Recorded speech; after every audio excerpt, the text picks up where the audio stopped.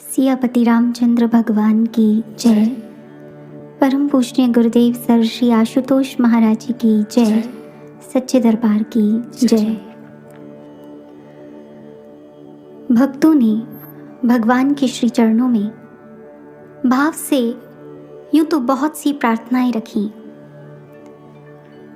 और उन प्रार्थनाओं की जड़ों में अगर जाकर देखा जाए तो वही समझ सकता है जिसका चित्त स्वयं भक्त जैसा हो।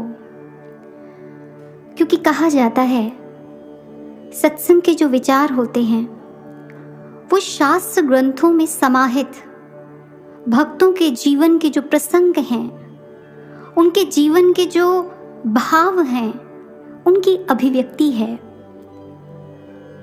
और जब हम उन्हें श्रवण करते हैं और भौतिक बुद्धि के आधार पर उसका आकलन करने का प्रयास करें तो क्या होता है? बिल्कुल वैसे ही कि मानो अपवित्र हाथों में चरणामृत लेने का प्रयास करें।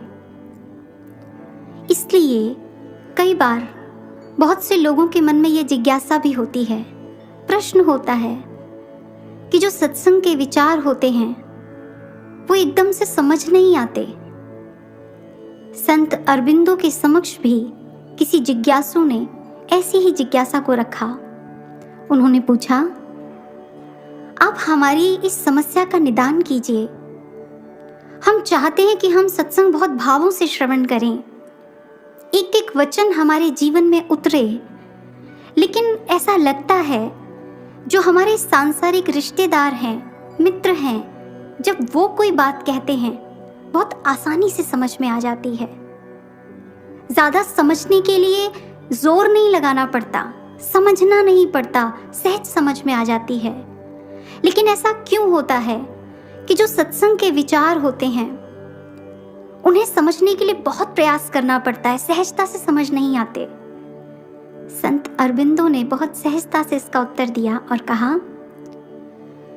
तुम्हारे रिश्तेदार और मित्र, उनकी जो बुद्धि और मन का स्तर है, जब तुम्हारा भी वही स्तर होता है तो तुम्हें उनकी बात बहुत अच्छी लगती है और जल्दी समझ में आ जाती है।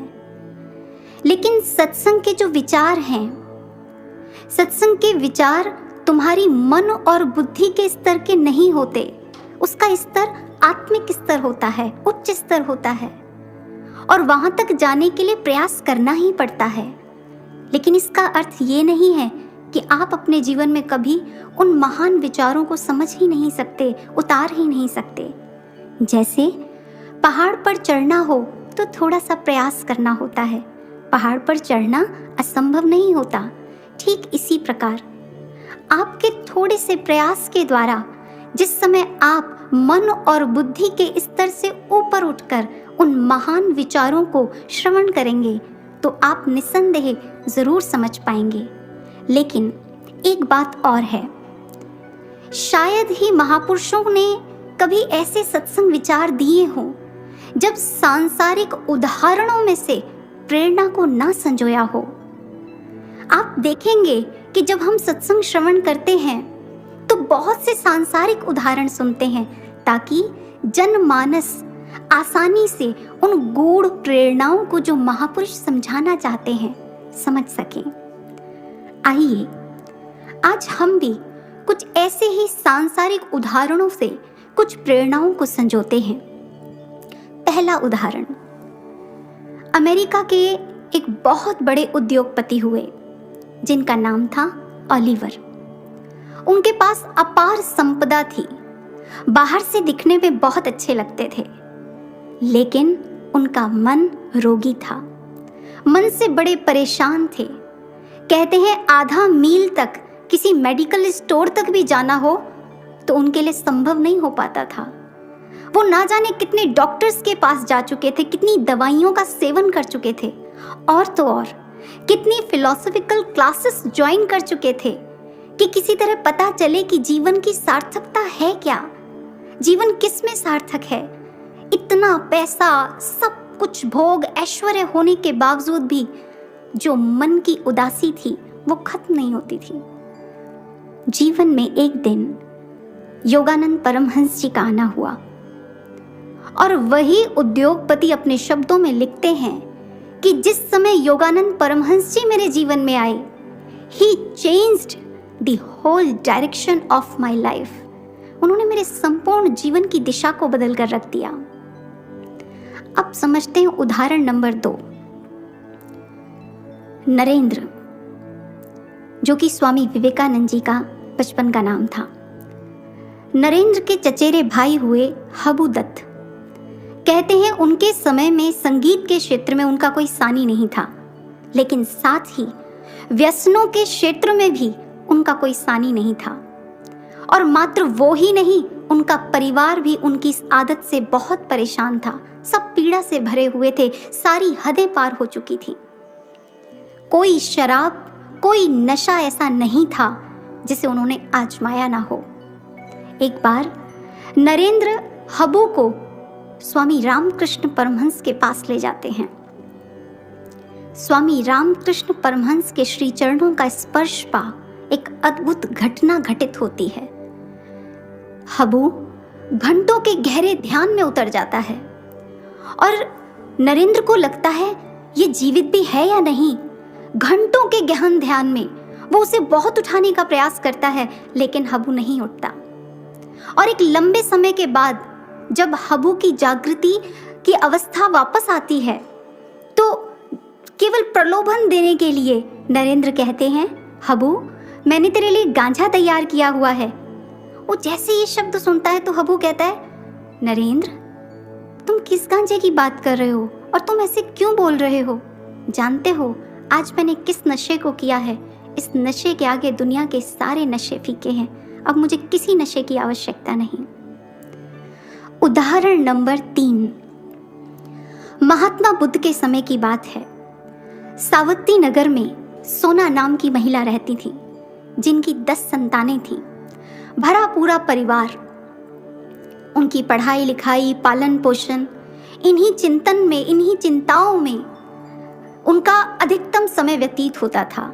बच्चे बड़े हुए, विवाह इत्यादि संपन्न हुए, परिवार और बड़ा हो चुका था, पोते पोतियां हो चुके थे। उनके पति को काफी समय बाद जाके एहसास हुआ कि मैं अपने सारे कर्तव्यों को पूरा कर चुका हूँ, मुझे अब संन्यास ले लेना चाहिए, मुझे भगवत भक्ति की ओर अग्रसर होना चाहिए। और वो महात्मा बुद्ध के संग में शामिल हो जाते हैं। लेकिन सोना, जो वो महिला थी, वो अभी भी परिवार की आसक्ति को नहीं छोड़ पाती। उन्हें अपने पोते पोतियों से बहुत लगाव होता है। एक लंबी उम्र को अपने ही बच्चों के बीच में पार करने के बावजूद भी, अपने समस्त कर्तव्यों को पूर्ण करने के बाद भी अभी भगवत भक्ति की ओर उनका रुझान ना था। और उन्हें वही सब अच्छा लगता था। उन्हें लगता था इससे बढ़कर प्रेम कहीं और कहाँ मिल सकता है, यही जीवन का सब कुछ है। लेकिन समय जैसे जैसे आगे बढ़ा, 10 संतानों के बीच में संपत्ति का बंटवारा हुआ और जो वो माँ थी, बुजुर्ग होने चली थी।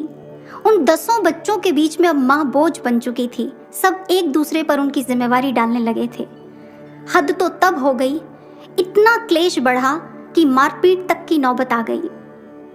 सज्जनों, जब इस स्थिति को उस महिला ने महसूस किया तो वो टूट गई। उसका जीवन विषाद पूर्णता में, आप कह सकते हैं, विषाद उसके जीवन पर इतना हावी हो गया मानो वो विषाद की खाई में डूब रही हो। उसे जब कुछ नहीं दिखाई दिया तो वो महात्मा बुद्ध की शरणागत हुई। जहां वो अपने भाग्य को कोसा करती थी, जहां उसे लगता था कि मेरे जीवन में कुछ भी नहीं है, मैंने अपना जीवन बर्बाद कर दिया, मैंने अपने जीवन में पाया क्या। लेकिन अब जैसे जैसे वो सत्संग को श्रवण करती, उसका विवेक जागृत हुआ और उसे एहसास हुआ जिन रिश्ते नातों में हम प्रेम खोजने का प्रयास करते हैं वहाँ स्वार्थ होता है, ये मोह है, ये आसक्ति है। अगर निष्काम प्रेम इन परिवार के संबंधों का आधार हो तो शायद स्वर्ग से बढ़कर वो परिवार हो, लेकिन संसार में मोह, आसक्ति, स्वार्थ यही रिश्तों का आधार हुआ करता है। और जिस समय उसे ये एहसास हुआ, कहने को उम्र बहुत कम बची थी, लेकिन रात रात भर साधना में मग्न रहती और नित्य निरंतर आगे बढ़ते हुए इतनी उच्च आध्यात्मिक उन्नति को प्राप्त किया जो वो कभी सोच भी नहीं सकती थी। साधकों, ये 3 उदाहरण हमने श्रवण किए। पहला, एक व्यक्ति जिसके पास बहुत सी दौलत थी, बहुत पैसा था, लेकिन जीवन में सुकून नहीं था। मन की उदासी को कोई दूर ना कर सका। जीवन में महापुरुष का आगमन हुआ तो सब कुछ ठीक हो गया। हमने एक ऐसा उदाहरण भी श्रवण किया कि यश और प्रतिष्ठा से ओतप्रोत जीवन, जिसके इतने फैंस हो, प्रशंसक हो, भला उसे किसी प्रेम की क्या आवश्यकता कि वो कहीं और जाकर प्रेम लेकर आए। उस पर तो प्रेम लुटाने वाले कितने लोग थे, लेकिन अपनी ही किसी आदत का गुलाम था और अपनी उस आदत की गुलामी से जिस पीड़ा का वो अनुभव कर रहा था, उसे उसका कोई प्रशंसक समझ नहीं सकता था। जो उसके ठाकुर ने समझा, स्वामी रामकृष्ण परमहंस ने समझा, ऐसा नशा कराया कि सारे नशे छूट गए। तीसरी प्रेरणा को जो हमने श्रवण किया, जो आज संसार में लोग कहते हैं संसार, कुटुंब, परिवार यही सब कुछ है, अपने ही तो बस अपने होते हैं, बाकी क्या है, कुछ भी नहीं। सज्जनों, यूं तो माँ और बच्चे का जो प्रेम होता है उच्च कोटि का प्रेम होता है, लेकिन फिर भी कहा जाता है माँ जितना प्रेम अपने बच्चे से करती है किसी और के बच्चे से नहीं कर सकती। और ये जो संबंध होते हैं कहीं ना कहीं मोह आसक्ति के कारण स्वार्थ पर जाकर टिक जाते हैं। और ये संबंध कहाँ से शुरू होते हैं? कहीं ना कहीं जीवन में एक्सपेक्टेशंस होती हैं, अपेक्षाएं होती हैं, ये ऐसा करेगा, ये ऐसा करेगा। और यदि जीवन में वो एक्सपेक्टेशंस पूरी नहीं होती, वो अपेक्षाएं पूरी नहीं होती, तो इन रिश्तों का अंत, जिन्हें हम कहते हैं वो मेरे बड़े प्यारे रिश्ते हैं, वो मुझे बहुत अच्छे से समझते हैं, इन्हीं रिश्तों का अंत होता है फ्रस्ट्रेशन पर जाकर, झुंझलाहट, चिड़चिड़ाहट। जो चीज़ कभी इतनी प्रिय लगती थी, आज उसकी ओर देखने का भी मन नहीं करता। इस महिला ने अपने 10 बच्चों की परवरिश की, लेकिन जब अपने जीवन से थक गई, जब बुजुर्ग हो गई, तो देखा 10 बच्चों से एक माँ का पालन पोषण नहीं हुआ। और एहसास हुआ कि मैं जो प्रेम ढूंढ रही थी परिवार में, वो परिवार में नहीं था, वो तो मेरे भीतर ही था। लेकिन ये एहसास कब हुआ? जब जीवन में महात्मा बुद्ध आए। श्री रामचरितमानस में स्पष्ट वर्णन किया गया है, क्योंकि आज के समय में जब महापुरुष शब्द नाम लिया जाता है तो लोगों के हृदय में कंपन सी होने लगती है। लोगों के हृदय में ये भाव आता है, ये कैसी बात कर रहे हैं कि महापुरुष के आने से परिवर्तन हो जाता है, ऐसा कैसे हो सकता है? लेकिन श्री रामचरितमानस में स्पष्ट वर्णन आता है कि जिस पर भगवान श्री राम की विशेष कृपा दृष्टि होती है, शब्दों को गौर से सुनिएगा, श्री रामचरितमानस में वर्णन आता है, जिस पर श्री राम की विशेष कृपा दृष्टि होती है, उसके जीवन में विशुद्ध संत आते हैं। संत विशुद्ध मिलहि पर तेहि, चितवहि राम कृपा कर जेहि। स्पष्ट वर्णन है। उन्होंने ये क्यों कहा संत विशुद्ध, यानी कहीं अशुद्ध भी होगा। उन्होंने शर्त दी, विशुद्ध संत जिसके जीवन में आएगा तो मत सोचना कि वो ऐसे ही आ गए। सच्चे संत जिसके जीवन में आते हैं, आप जिसकी भी पूजा करते हैं, जिसकी भी आराधना करते हैं, ये उनकी कृपा दृष्टि हुई कि सच्चे संत जीवन में आए। ये तीनों सांसारिक उदाहरण जो हमने लिए, आप सोचिए, वो उद्योगपति जब मन से उदास होगा तो क्या अपने ईश्वर को उसने नहीं पुकारा होगा, प्रभु मेरी मन की पीड़ा का हरण कर? क्या वो हबूदत्त जो संसार में बहुत मान सम्मान को पाए हुए था, बहुत प्रशंसक थे जिसके, क्या उसने जब अपनी ही आदत का गुलाम बनते हुए स्वयं को देखा होगा, पूरे परिवार को परेशान देखा होगा, तो क्या उसने मन से अपने परमपिता परमात्मा को नहीं पुकारा होगा कि आओ प्रभु और मेरी पीड़ा का हरण करो? ये महिला जिसने अपने परिवार में सुख खोजने का प्रयास किया, क्या इसने उस ईश्वर का आराधन नहीं किया होगा, उसे पुकारा नहीं होगा, हे प्रभु आइए और मुझे अपना सच्चा प्रेम दीजिए, अपने सच्चे प्रेम से मुझे नवाजिए। महापुरुष का जीवन में आना ये साक्षात भगवत कृपा है। ये हमारे शास्त्र ग्रंथ प्रमाण देते हैं इस बात का। और सज्जनों, जिसके जीवन में महापुरुष आ जाते हैं उस भक्त के सिर्फ एक ही भाव होते हैं कि किसी तरह से वो प्रसन्न हो जाएं। उसके जीवन का एक ही लक्ष्य होता है कि किसी तरह से वो प्रसन्न हो जाएं। काकभूषुंडी जी कहते हैं, एक बार श्री रामचंद्र जी मेरे भावों से प्रसन्न होकर कहने लगे, काकभूषुंडी जी मांगिए, आप क्या मांगते हैं। और मेरे समक्ष उन्होंने बहुत से गुण रख दिए। उन्होंने कहा, तुम रिद्धि लो, सिद्धि लो, वैराग्य लो, संसार के भोग ऐश्वर्य जो चाहते हो बताओ। काकभूषुंडी तुम क्या चाहते हो। और कहते हैं, मैंने सिर्फ हाथ जोड़कर इतना ही कहा, प्रभु आप तो मेरे हृदय की जानने वाले हैं। आपने इतने सारे गुणों का तो बखान किया, लेकिन आपने अपनी निष्काम गूढ़ भक्ति के विषय में नहीं कहा कि हे काकभूषुंडी मेरी इस निष्काम भक्ति को ले ले। प्रभु मुझे ऐसा लगता है भक्तिहीन गुण सब सुख ऐसे, लवन बिना बहु व्यंजन जैसे। इतने स्वादिष्ट व्यंजन हो, उनमें नमक ही ना हो तो क्या फायदा, उनमें क्या स्वाद होगा, कुछ भी तो नहीं। प्रभु मैं इन सारे गुणों को प्राप्त कर लूं, लेकिन आपकी प्रेमा भक्ति मेरे हृदय में ना हो तो मेरे लिए इन सब का क्या अर्थ है। श्री रामचंद्र जी काकभूषुंडी जी के ये वचन सुनकर अति प्रसन्न हुए और कहा, मैं जानता था तुम बहुत बुद्धिमान हो, कोई विरला ही मेरी इस निष्काम भक्ति को प्राप्त करता है। मैं तुमसे बहुत प्रसन्न हूँ। एवं अस्तु, बाकी जितने गुणों का भी मैंने तुम्हें वर्णन किया ये भी तुम्हें ऐसे ही प्राप्त हो जाएंगे। मैं तुमसे बहुत प्रसन्न हूँ। साधकों, ये जो भक्ति है, ये भक्ति कैसी है। ये भक्ति ऐसी है जो भक्त और भगवान को एक कर देती है। श्री गुरु महाराज जी ने अपने वचनों में स्वयं कहा हुआ है, अगर शिष्य के जीवन में कोई आनंद दे सकता है तो सिर्फ भक्ति है और कुछ भी नहीं है। और जो इस अवस्था को प्राप्त कर जाते हैं, भक्ति की इस परम अवस्था को प्राप्त कर जाते हैं, उनके लिए आनंद ही आनंद है, शोक कभी नहीं होता। ये घटना है उस समय की जब प्रचार का आरंभिक समय था। उस समय के साधक बताते हैं कि वो महाराज जी को पूरी रात समाधिस्थ देखा करते थे। एक बार सत्संग में उन्होंने अपनी जिज्ञासा को महाराज जी के समक्ष रखा और कहा, महाराज जी जैसे आप दिन भर कार्यरत रहते हैं और हम आपको देखते हैं कि आप पूरी रात समाधिस्थ रहते हैं, गुरुदेव हम पर भी कृपा कीजिए, हमें भी समाधि के आनंद को प्रदान कीजिए। हम भी दिन भर कार्यरत रहने के बाद पूरी रात समाधिस्थ होना चाहते हैं। महाराज जी ने जब ये सुना तो महाराज जी कहने लगे, समाधि का आनंद प्रबल आनंद है, इसका त्याग करना तुम्हारे बस की बात नहीं। ये तो पूर्ण गुरु ही हैं जो इसका त्याग कर सकते हैं। वो अपने विश्व शांति के लक्ष्य की पूर्ति हेतु हर सुबह समाधि का आनंद छोड़कर वापस आ जाते हैं।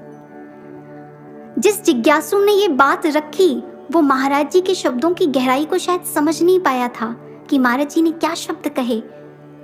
पूर्ण गुरु अपने विश्व शांति के लक्ष्य की पूर्ति हेतु, महाराज जी ने ये नहीं कहा तुम्हारा लक्ष्य, वो उनका लक्ष्य है। और महाराज जी ने जो कहा कि वो आनंद छोड़कर हर रोज सुबह वापस आ जाते हैं, वो शायद इन शब्दों को नहीं समझ पाए और उन्हें बस एक ही चीज दिख रही थी, समाधि का आनंद। और उन्होंने बालवत महाराज जी से कहा, अच्छा महाराज जी तो फिर हमारा आनंद। महाराज जी ने कहा तुम्हारा आनंद। हाथ उठाकर महाराज जी ने कहा, गुरु भक्ति ही तुम्हारा आनंद है और जो इस अवस्था को प्राप्त करेगा उसे आनंद ही आनंद है। ये प्रेरणा अद्भुत है, क्योंकि जो भक्ति है ना, ये कभी अकेली नहीं आती। भक्ति की बेल पर प्रेम के पल्लव लगते हैं, प्रेम के पत्ते लगते हैं, प्रमाण सहित बताते हैं। आपने सुना होगा कि जब कोई किसी से प्रीति करता है ना, तो उससे एक विशेष जुड़ाव हो जाता है। वो उसके चिंतन ना भी करे, वो उसके बारे में ना भी सोचे, स्वतः चिंतन होता है उसका। रामचरितमानस कहती है, बिन परतीति होए नहीं प्रीति। जब तक विश्वास नहीं होता तो प्रीति नहीं होती। जिसे विश्वास हो जाता है उसे प्रीति भी हो जाती है। प्रीति बिना नहीं भक्ति दृढ़ाई।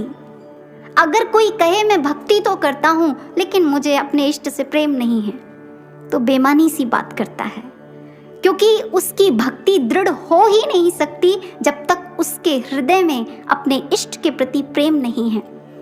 क्योंकि भगवान अपनी इस भक्ति को देने में कंजूसी बरतते हैं। क्यों बरतते हैं? क्योंकि जिसको वो ये प्रेमा भक्ति दे देते हैं उसका दास बनना पड़ता है प्रभु को। वो प्रभु जिनकी माया सबको बांधती है, वो प्रभु जिनकी माया सबको नाच नचाती है। हम सभी जानते हैं, यशोदा माँ के आगे प्रभु कांपने लगते हैं। माँ कहती है रुक ठहर जरा, तुझे मैं अभी बांधती हूँ, और वो आके कांपने लग जाते हैं, बंधने के लिए तैयार हो जाते हैं। गोपियां छोटे छोटे काम कराती हैं और कहती हैं कान्हा तुझे माखन देंगे, लेकिन जरा नाच कर तो दिखा, अच्छा जरा ये पाट यहाँ से उठा कर तो लेकर आ। छचिया भर छाछ पे गोपियां नाच नचाती हैं। ये ऐसी प्रेमा भक्ति है जो भगवान को भक्त का दास बना देती है। तो आप ही सोचिए कौन ऐसा होगा जो रूखी सूखी भक्ति करना चाहेगा। श्री गुरु महाराज जी कहते हैं, क्या तुमने कभी कोई ऐसा पहलवान देखा है जो अखाड़े में तो उतर जाए पर उसका खुद का शारीरिक बल ना हो, वो किसी और के बल के आधार पर अखाड़े में कूद जाए? क्या होगा? हार जाएगा, चोट लगेगी। क्या तुमने किसी ईमानदार परीक्षार्थी को देखा है जो परीक्षा देने तो जाए लेकिन पढ़कर ना जाए, ज्ञान अर्जन कर ना जाए, किसी और के बल पर चला जाए? ईमानदार परीक्षार्थी की बात कर रहे हैं। किसी और के बल पर वो परीक्षा को पास नहीं कर सकता। संसार के ऐसे बहुत से उदाहरण हैं। ठीक इसी प्रकार साधकों बड़ी मार्के की बात है। जिस भक्त का जितना ज्यादा भीतर से अपने गुरु के साथ जुड़ाव होता है, जितना उसका दृढ़ संबंध होता है, पावन पवित्र वो प्रीति होती है अपने सद्गुरु के साथ, उसके जीवन में फिर चाहे बाहर कुछ भी हो उसे कोई फर्क नहीं पड़ता। लाटू अद्भुतानंद बन गए। लक्ष्मण मल्ला जो साधारण सा भक्त सिर्फ अपनी गुरु की प्रसन्नता के लिए जीता था, वो महान अवस्था को प्राप्त कर गया। गिरी जो सदा बस गुरु के आगे पीछे, मेरे गुरु बस किसी तरह प्रसन्न रहें, मैं क्या कर दूं, क्या सेवा करूं, उसे कोई फर्क नहीं पड़ता साथ के शिष्यों ने कितना अध्ययन कर लिया है, किसकी पदोन्नति हो गई है, कौन रिद्धि सिद्धियों को प्राप्त कर गया है, कोई मतलब नहीं और ना उसे चाहिए। सच्चे भक्तों के तो स्वप्न में भी कोई देवदूत आ जाए और कहे कुछ चाहिए, कुछ लेना चाहते हो, कोई सिद्धि चाहिए, तो भी वो सहजता से कह देते हैं जो देना होगा हमारे गुरुदेव दे देंगे, हमें किसी और से कुछ नहीं चाहिए। कैसी परम अवस्था! ये भक्ति जब प्रेम में डूब जाती है तो ऐसी अवस्था प्राप्त होती है। लेकिन आप क्या उसे भक्ति कहेंगे जिसके भीतर प्रेम का पल्लव ना फूटे? आप क्या उसे गुरु का सच्चा शिष्य कहेंगे जो ये तो कहे मुझे श्री आशुतोष महाराज जी मिले हैं, मुझे पूर्ण गुरु मिले हैं, लेकिन फिर भी उसके जग के बंधन ना छूटें? तो आप कह सकते हैं ये गुरु से प्रेम करता है। एक तरफ प्रेम करता हो और एक तरफ वो संसार में भी आसक्त हो, ये विपरीत बातें हैं। और आज इतिहास की एक ऐसी ही घटना को हम श्रवण करेंगे जो हमें इन सभी तथ्यों पर बहुत स्पष्टतः ये दर्शन कराएगी कि साधक के भीतर यदि भीतर प्रेमा भक्ति ना हो, वो भीतरी जुड़ाव ना हो, वो कहने को तो दरबार में चलता फिरता दिखता है, लेकिन उसका क्या हश्र होता है। महात्मा बुद्ध के शिष्य वज्जीपुत्र अपने जीवन के लगभग 20 बसंतों को अपने भिक्षा पात्र में डाल चुके थे। सिकंदर की तलवार में भी क्या धार होगी जो उनके क्रांतिकारी विचार हुआ करते थे। उन्होंने एक अच्छा खासा समय गुरु दरबार में बिताया, लेकिन गुरु ने तो प्रेम किया, वो शायद प्रेम नहीं कर पाए, भीतर से वो जुड़ाव नहीं हो पाया। इसीलिए संसार के आकर्षण ने उन्हें प्रभावित कर दिया और वो आकर्षण इतना ज्यादा उन पर हावी हुआ कि रात रात भर सो नहीं पाते थे। बस वही चीज उनके ऊपर हावी होती थी। और कई बार तो जब आरंभिक समय था तो मन से कई बार भावना उठती थी और प्रार्थना उठती थी, गुरुदेव मुझे बचा लो। गुरुदेव ऐसा लगता है जैसे गिद्धों और चीलों के बीच में कोई छोटी चिड़िया फंस जाती है और उसकी ची ची की आवाज़ कोई नहीं सुन पाता।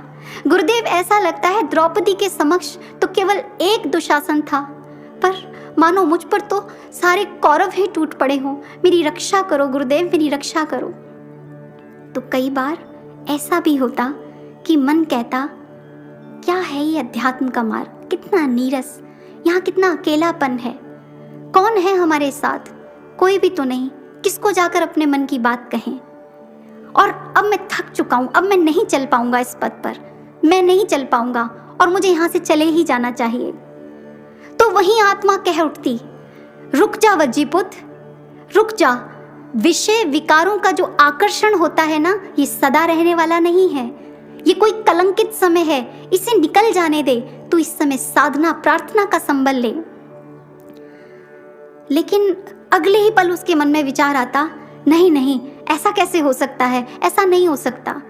उसके मन में फिर विचार आता, कितना कठिन पथ है, कितनी कठिनाइयां हैं, जरा सा आगे बढ़ने का प्रयास करो फिर तूफान आ जाते हैं, मानो हर पल कोई चुनौती देता हो कि आगे बढ़कर तो दिखाओ।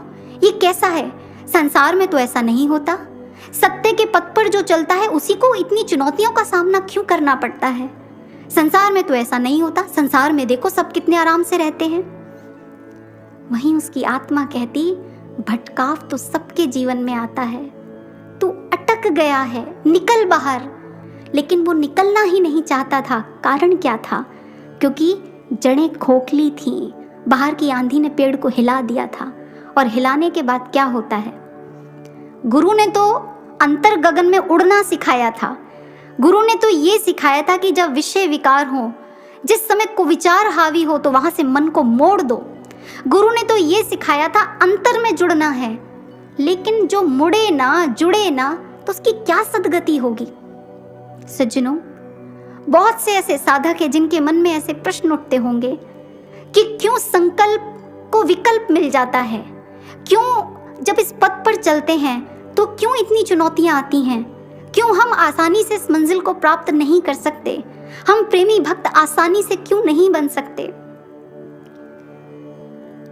जिन लोगों को लगता है कि सत्य के पथ पर ही ज्यादा चुनौतियां आती हैं, जो भगवान से प्रेम करने के लिए निकलते हैं, उन्हीं की ज्यादा परीक्षा होती है।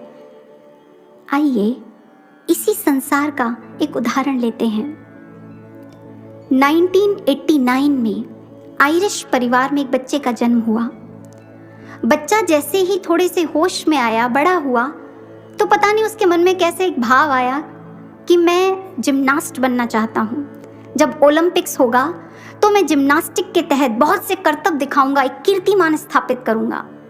और वो अपने इस जुनून से, अपने इस लक्ष्य से इतना प्रेम करने लग जाता है, उसे किसी की बात अच्छी नहीं लगती, बस वो उसी के इर्द गिर्द घूमता रहता है कि जिम्नास्ट कैसे बनते हैं, कैसे बना जाता है। लेकिन जैसे ही वो 10 साल का हुआ, उसके लेफ्ट पैर में ट्यूमर हो गया। डॉक्टर्स ने कहा सर्जरी करनी पड़ेगी। सर्जरी भी हुई। डॉक्टर्स की गलती के कारण कोई नस दब गई, जिससे उस बच्चे को व्हील चेयर पे आना पड़ा। अब डॉक्टर्स ने कहा बहुत मुश्किल होगा तुम्हारा पैरों पर खड़े होना, लेकिन उसे किसी की बात का कोई फर्क ही नहीं पड़ता था। 15 महीनों के अंदर अंदर वो बच्चा अपने पैरों पर खड़ा हो गया। वो बच्चा जब व्हील चेयर पर चलता था, क्योंकि छोटा था, तो साथ के बच्चे अक्सर ऐसे अपशब्दों का प्रयोग करते थे जो शायद किसी को सुनना अच्छा ना लगे, लेकिन वो बाकी सब बातों के प्रति बिल्कुल बहरा हो चुका था। ना रिएक्ट करता था, ना सुनता था। उसे तो बस एक ही चीज दिखती थी, जिम्नास्ट बनना है। अभी 8 महीने ही हुए थे कि जब वो ठीक हो गया था कि अब प्रैक्टिस करनी स्टार्ट कर दी थी। 8 महीने ही हुए थे कि प्रैक्टिस करने के दौरान फिर उसका एक्सीडेंट हो गया, चोट लग गई प्रैक्टिस करते वक्त। और अब तो स्थिति इतनी दयनीय थी कि जरा हरकत में आता तो बेहोश हो जाता। अब की बार डॉक्टर्स ने स्पष्ट कह दिया, जिम्नास्ट बनना तो बहुत दूर की बात है, तुम कभी अपने पैरों पर भी नहीं खड़े हो पाओगे। और आप जानते हैं, उसे अपने लक्ष्य से प्रेम था, जुनून था उसके भीतर। उसने पुनः वही अपने भीतर उस भावना को जागृत रखा। मानो उसे कोई फर्क ही नहीं पड़ता था कि बार बार कोई महल बनाता हो और बार बार आकर उसका कोई महल तोड़ जाता हो, और वो पुनः पूरे इरादों से, पूरी शिद्दत के साथ अपने महल को खड़ा करने में लग जाता हो। इस बार भी लगभग 2 से 3 वर्ष के अंदर वो बच्चा खड़ा हो गया। सब जगह उसका नाम पड़ा बॉय ऑफ मिरेकल, चमत्कारी लड़का। लेकिन कहते हैं ना, जिसे जितना ज्यादा अपने लक्ष्य से प्रेम होता है उसकी परीक्षा भी उतनी ही होती है। जिस समय 2010 में इसे पार्टिसिपेट ही करना था, मात्र 6 हफ्ते पहले पैर का लिगामेंट टूट गया। क्या कहेंगे आप? अभी और कितनी बाधाएं आएंगी? इस बच्चे की रिएक्शन क्या थी? क्या हो गया? अभी और मौका आएगा आगे। फिर अपने आप को खड़ा किया और उसके बाद जब अगली साल 2011 में गेम्स हुए तो इस बच्चे ने 3 पदक जीते। उससे अगली साल जब गेम्स हुए तो इसने अपने देश का प्रतिनिधित्व किया। ये आयरिश परिवार का बच्चा किएरन नाम का खिलाड़ी है। इतने तूफान, इतने झंझावात, कौन कहता है कि सिर्फ अध्यात्म में चुनौतियां आती हैं? चुनौतियां तो सब जगह आती हैं, लेकिन जिसने कभी अपने मन में ऐसा संकल्प ही ना लिया हो, मुझे प्रेमी भक्त बनना है, मुझे अपने प्रभु के निष्काम प्रेम को पाना है, मुझे सिर्फ देना है, मुझे उनसे कुछ चाहिए नहीं, मुझे अपना सब कुछ देना है, ऐसा भक्त जिसके भीतर प्रेम ना हो वो उन चुनौतियों से घबरा जाता है। आज संकल्प विकल्पों के बीच में अंत में वज्जीपुत ये निर्णय ले लेता है, अब मैं नहीं चल सकता इस पथ पर, बहुत हो गया, और सोचता है सुबह सूर्य उदित होने से पहले मैं यहाँ से चला जाऊंगा। सब ध्यान में बैठे होंगे, किसी को क्या पता चलेगा? वो जो कभी कहता था कि ध्यान में ये लोग तो क्या परलोक का भी पता चल जाता है, आज कहता है किसी को क्या पता चलेगा। और सुबह जैसे ही ब्रह्म मुहूर्त होता है, अभी उसने एक पोटली उठाई ही होती है जाने के लिए कि एक भिक्षु आते हैं और कहते हैं, वज्जीपुत तुम्हें तथागत ने बुलाया है। वो एकदम धक से रह जाता है। क्या उन्हें पता है मेरे बारे में? क्या वो मेरे बारे में जानते हैं? और फिर अपने ही मन से प्रश्न करता है, नहीं ऐसा कैसे हो सकता है, नहीं ऐसा नहीं हो सकता, अभी मिलकर आता हूँ, जो मैंने सोच लिया मैंने तो करना ही है। जैसे ही तथागत की कुटिया में पहुंचता है, तथागत कहते हैं, वज्जीपुत तुम इतने साल गुरु दरबार में रहे, क्या लेकर जा रहे हो? मात्र एक पोटली, बस यही कमाया तुमने? तुम्हें भागने का इतना ही शौक था तो मुझसे कहा होता, मैं तुम्हें भगाता। मैं तो तुम्हारे पकने का इंतजार कर रहा था, मैं जानता था अभी तुम कच्चे हो। तुम पक जाते तो मैं तो स्वयं ही तुम्हें बहुत दूर भेजता। तुम जिस जगह जाते ना, उसका जो लक्ष्य है वो इतना महान है जो तुमने कभी स्वप्न में भी कल्पना ना की हो। वज्जीपुत जाओ, अपनी कुटिया में वापस जाओ और ध्यान में उतर जाओ। याद रखना, संसार के पथिक मत बनो, दुखी मत हो। श्रद्धा और शील से युक्त, यश और भोग से मुक्त पुरुष हर ओर पूजनीय होता है। महात्मा बुद्ध के जो ये वचन थे, बड़े भारी भरकम वचन थे, और ये वचन जिस समय वज्जीपुत ने सुने कि वो कह रहे हैं, संसार के पथिक मत बनो, दुखी मत हो, जो श्रद्धा और शील से युक्त होता है, यश और भोग से मुक्त होता है, वो सर्वत्र पूजनीय होता है। अर्थात मेरे गुरु ने मेरे लिए कितना कुछ सोचा हुआ है, और मैं क्या सोचकर बैठा था? मैं सोच रहा था कि मैं इस पद पर अकेला हूँ। मैं सोच रहा था मैं अपनी बात किससे साझा करूँ, कौन सुनेगा। मैं सोचता था मैं थक गया हूँ, मैं चल नहीं सकता। पर आज सदगुरु को देखकर तो ऐसा लगता है हम ना एकाकी, वो पग पग का साथी, श्वासों की भांति वो संग संग चले। हम जो थके तो, चल ना सके तो वो थामेगा हमको, हो कुछ भी भले। आज तथागत ने वो करके दिखा दिया था। वज्जीपुत की आंखों पर जो अज्ञानता का एक जाला था, जहां उसे अपने गुरु अंदर महसूस नहीं हो रहे थे, वो अपने गुरु से अंदर से वार्ता नहीं कर रहा था कि गुरुदेव देखिए कैसे मलिन विचार मेरे मन में आ रहे हैं, क्योंकि भीतर से वो प्रेम संबंध स्थापित नहीं था। कहीं ना कहीं प्रवृत्ति बहरी मुखी थी, इसलिए गुरु सत्ता को अपने हृदयासन पर विराजमान देख नहीं पाया। लेकिन गुरु की महानता देखिए, गुरु ने आज भी कृपा करके उसके नष्ट होते जीवन को कैसे बचा लिया।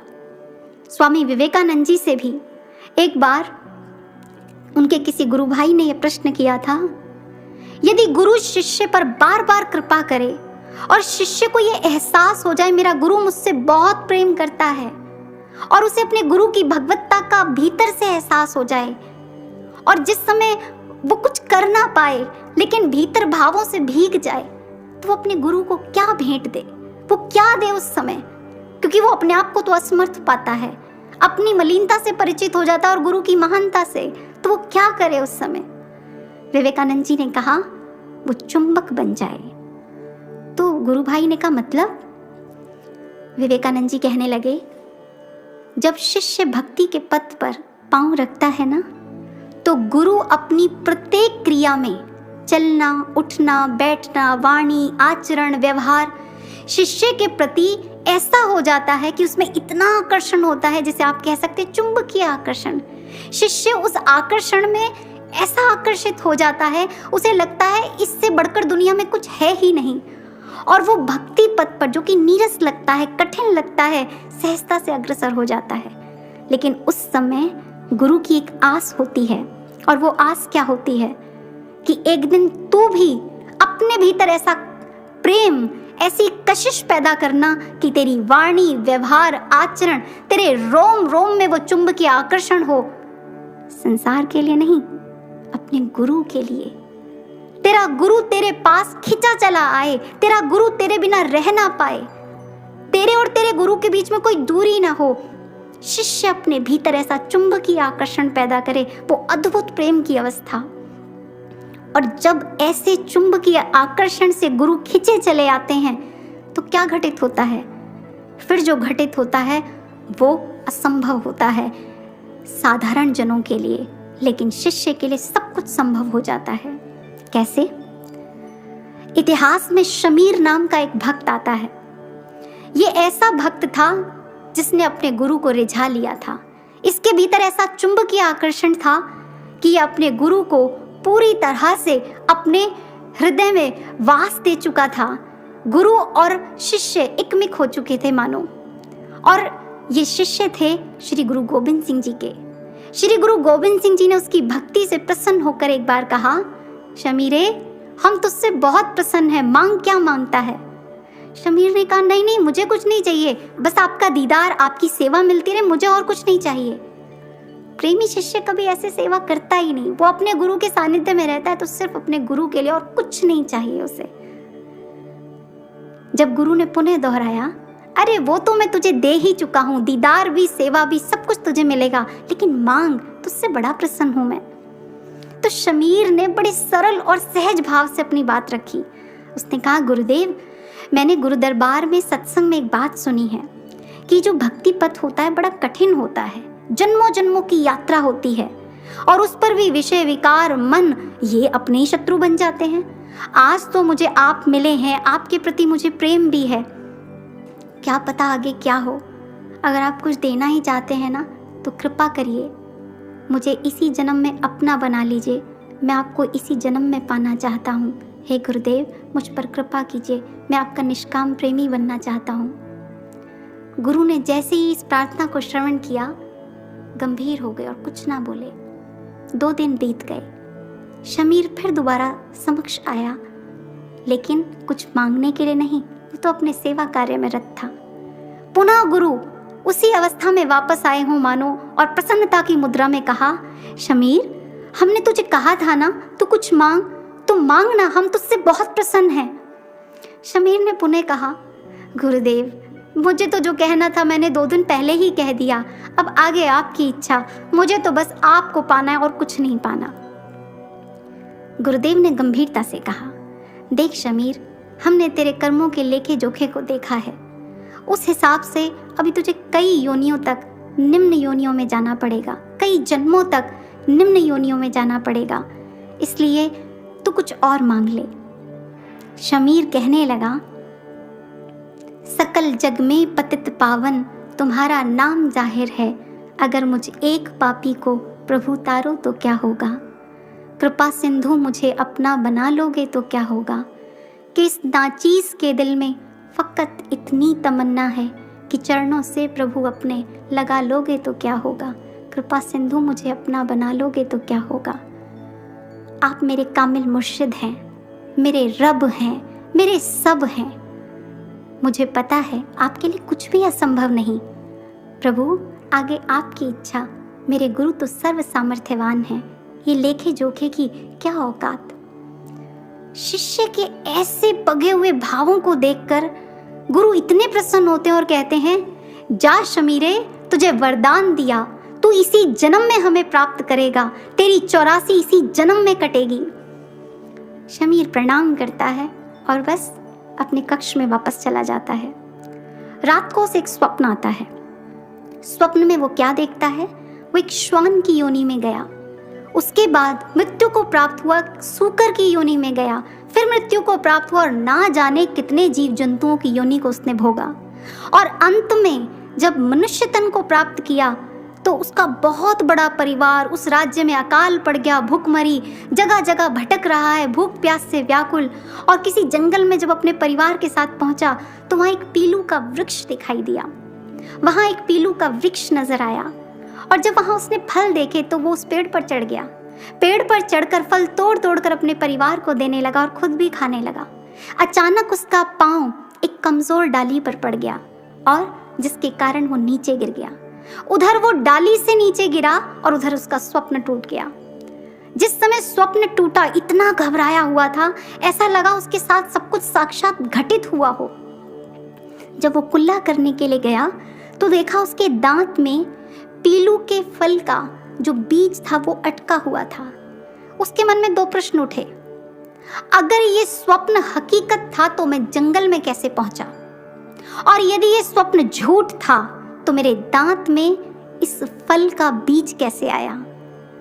चूंकि वो एक प्रेमी भक्त था, अपने गुरु से खुद छिपाना नहीं जानता था, वो बिल्कुल सहज और सरल था, अपने गुरु के समक्ष पहुंच गया। मन में बड़ा द्वंद्व चल रहा था, ये सब क्या है। और जैसे गुरु चरणों में प्रणाम किया, गुरु ने अंतर्यामी मुस्कान बिखेरते हुए कहा, क्या सोच रहे हो? शमीर ने कहा, गुरुदेव वो रात का स्वप्न। गुरुदेव ने कहा, हमारा वरदान, वो तो हमारा वरदान है। उन्होंने कहा, आपका वरदान मतलब? उसमें तो मैं इतनी योनियों में गया। उस समय गुरुदेव ने कहा, तूने ही तो हमसे मांगा था कि इसी जन्म में मैं आपको पालूं। तो शमीर ने कहा, गुरुदेव, तो वो जो सारा स्वप्न था वो सब कुछ मुझे सच में भोगना था? गुरुदेव ने कहा, हाँ, शताब्दियों तक जन्म लेकर तूने उन निम्न योनियों को भोगना था। गुरु ने जो आशीर्वचन कहे वो बहुत अद्भुत थे।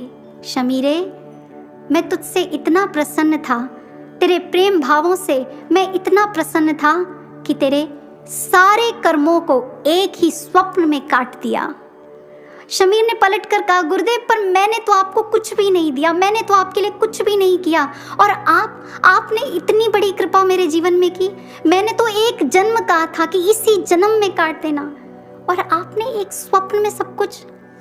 गुरुदेव अपने सिंहासन से उठे और कहा, शमीरे, तूने अपना सब कुछ हमें दे दिया और हमने तुझे अपना सब कुछ दे दिया।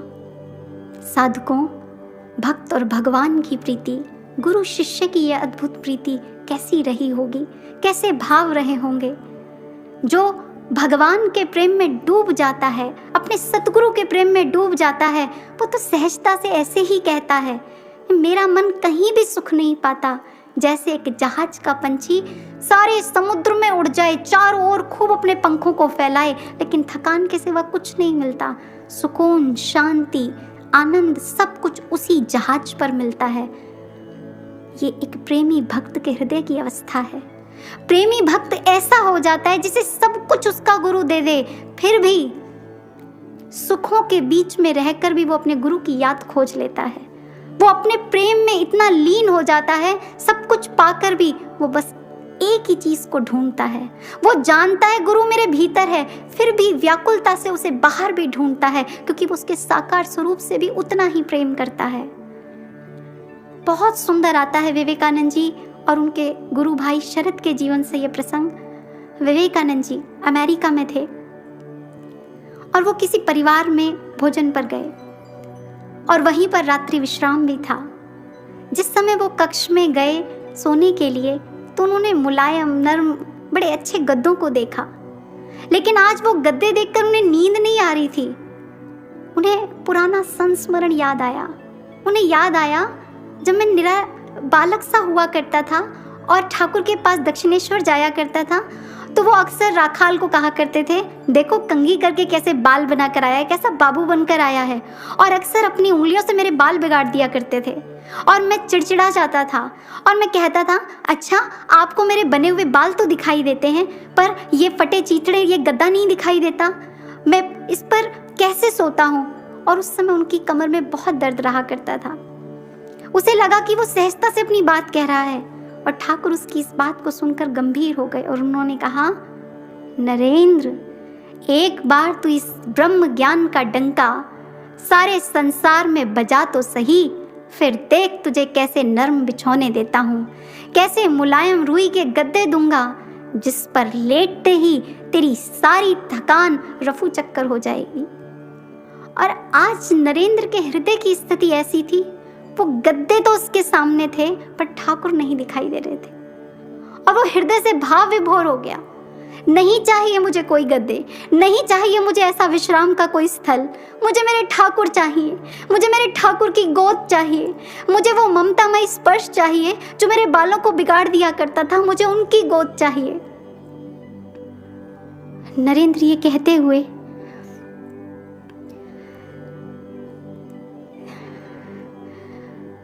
जैसे ही अपने ठाकुर को याद करते हैं, वो सामने गद्दे की ओर ठाकुर को बैठा हुआ पाते हैं और ठाकुर का एक इशारा होता है, नरेंद्र इधर आ जा। इशारा देते हैं और उसे अपनी गोद भी देते हैं और अपनी ममतामयी उंगलियों से पुनः उसके बालों को संवार देते हैं। इतना ही नहीं, जो उनके गुरु भाई शरद हैं, वो भी कुछ इसी प्रकार की घटना कहते हैं। वो कहते हैं, मेरे गुरु का किसी एक से संबंध नहीं था, आत्मिक स्तर पर उनके बहुत से पुत्र व पुत्रियां थे, वो सबसे बहुत प्रेम करते और हम उनके प्रेम को ना समझ पाए। एक बार जब उन्होंने अपने गुरुदेव की तस्वीर को अपने सूटकेस से निकालकर, जहां वो ठहरे हुए थे न्यू जर्सी अमेरिका में, उस महिला को दिखाया जिनके घर थे वो, कि मेरे गुरुदेव हैं। और जिस समय उन्होंने वो तस्वीर दिखाई तो उन्होंने बड़ी सहजता से कहा, ये इन्हें तो मैं जानती हूँ। तो शरद ने इतनी आसानी से कह दिया, नहीं नहीं, आपको गलत फहमी हो रही है, ये मेरे ठाकुर हैं, मेरे गुरुदेव स्वामी रामकृष्ण परमहंस, ये तो कभी भारत से बाहर कहीं बाहर गए ही नहीं। लेकिन वो महिला बहुत दृढ़ता से ये बात कह रही थी। उसने कहा, अरे मैं कैसे आपको बताऊं, बहुत समय पहले की बातें मेरे स्वप्न में आए थे और इन्होंने कहा था, मेरे ज्ञान का संदेश लेकर मेरे शिष्य तुम्हारे घर आएंगे, तुम्हारे पास ठहरेंगे, तुम उनका बहुत ध्यान रखना, उनकी सेवा करना। और तब से अमेरिका में जब भी कोई भारत से आता, मैं उसे देखने ज़रूर जाती और इनको ढूंढती, पर आज तक मुझे ये नहीं मिले। आज मैं इन्हें देख पाई, आज मैं समझ पाई। बस इतना सुनना था और शरद की स्थिति क्या हो गई। उन्होंने कक्ष का दरवाज़ा बंद कर लिया, एकांत में चले गए और जोर जोर से रोने लगे। उनका रोना मात्र था कि ठाकुर सामने आ गए। ठाकुर ने कहा, ऐसे रोता क्यों है, क्यों रो रहा है? शरद के लिए गुरु का सामने आना क्या था? उसका सब कुछ था। और उस समय जो ठाकुर ने वचन कहे वो उसके लिए अद्भुत थे। शरद ठाकुर को कहता है, मैं कितना मूर्ख था, मुझे लगता था कि मैं ठाकुर को बताऊंगा कि विदेश में इतना प्रचार फैल गया है। मुझे लगता था कि ये महिला हमारे प्रभाव से प्रभावित होकर हमारी सेवा कर रही है। पर ठाकुर, आप पहले ही प्रचार कर चुके थे, आप पहले ही यहाँ पर आ चुके थे, आपने इसे आज्ञा लगाई थी मेरे बच्चों का ध्यान रखना, और ये तब हमारी सेवा कर रही हैं। मैं कितना मूर्ख था गुरुदेव, आप हमारी सारी व्यवस्था पहले ही कर चुके थे। ठाकुर ने उसे बीच में टोकते हुए कहा, कर चुका था नहीं, करता हूँ। तुम जब भी थकोगे तुम्हारे विश्राम की व्यवस्था मैं करूँगा, तुम जब भी गिरोगे दौड़कर तुम्हें थाम लूँगा। ये जो व्याकुलता है ना भक्त की भगवान के प्रति, और भगवान का जो भक्त के प्रति एक अटूट संबंध है, इसे शब्दों में कोई कैसे व्यक्त करे? ऐसा लगता है जैसे शब्दों में व्यक्त करके भावना को कैसे व्यक्त करें। आप नक्शे में किसी नदी या समुद्र को देख सकते हैं पर अपना हाथ गीला नहीं कर सकते। आप उसकी गहराई की थाह नहीं ले सकते। आप सिर्फ जानकारी भर मात्र प्राप्त कर सकते हैं। इसीलिए तो कहा, विवेकानंद जी से अक्सर लोग प्रश्न करते थे, जब आप कहते हैं कि ठाकुर प्रकट हो जाते हैं, ठाकुर मार्गदर्शन करते हैं, तो आप इतने व्याकुल क्यों हो जाते हैं? आप क्यों तड़पते हैं उनके लिए? ये कैसा प्रेम है? जब प्रेमी मिल रहा हो, बात कर रहा हो, तो फिर किस बात की तड़प, कैसी तड़पन? उस समय विवेकानंद जी ने कहा, मेरे जो ठाकुर है ना, वो मन और बुद्धि के स्तर पर नहीं मिलते, उनका बहुत उच्च स्तर है। अगर तुम मुंबई में हो और मैं बेलूर में हूँ और तुम्हें मुझसे मिलना हो, तो तुम्हें इसके लिए क्या करना होगा? तुम्हें इसके लिए बेलूर आना होगा। ठीक इसी तरह जिस स्तर पर मेरे ठाकुर मिला करते हैं ना, उसके लिए उस स्तर तक जाना पड़ता है। जब मैं सांसारिक कार्यों में लगा होता हूँ ना, तो मेरा मन विचार सब संसार में खोए रहते हैं। सब ओर से मन हटाकर अपने मन को तृतीय नेत्र में स्थिर करके जब मैं ऊपर उठता हूँ अपने मन बुद्धि के स्तर से, तब मेरे ठाकुर मिलते हैं। मेरे ठाकुर इतनी आसानी से नहीं मिलते। सज्जनों, कबीर जी ने इस अद्भुत प्रेम के लिए कहा है, ये प्रेमा भक्ति अति विशुद्ध है, अति उत्तम है, पर इसे निभाना बड़ा कठिन है। बिल्कुल वैसे जैसे मोम के घोड़े पर बैठकर कोई कहे, अब आग में चलो। अपने अस्तित्व को मिटाना पड़ता है। बीज सोने की ज़मीन पर नहीं पनपता। मछली को दूध नहीं चाहिए, पानी चाहिए। बीज को मिट्टी चाहिए। बिल्कुल वैसे ही भक्त और भगवान यदि एक होना चाहते हैं, तो फिर उसमें और कोई तीसरा नहीं चाहिए। दिल का हुजरा साफ कर जाना के आने के लिए, ध्यान गैरों का हटा उसके बिठाने के लिए। क्योंकि ये हृदय का हृदय से नाता है, बहुत गहराई तक जाता है। हर युग की कहानी है, वक्त इसे दोहराता है। गुरु के बनाए सांचे में जो प्रसन्नता से ढल जाएंगे, स्नेह रखो वो आएंगे, जीवन धन्य बनाएंगे। क्या है प्रेम, कौन है प्रेमी, गुरुवर आकर स्वयं दर्शाएंगे, गुरुवर आकर स्वयं दर्शाएंगे। बोलिए परम पूजनीय गुरुदेव सर्व श्री आशुतोष भगवान की जय। सच्चे दरबार की जय।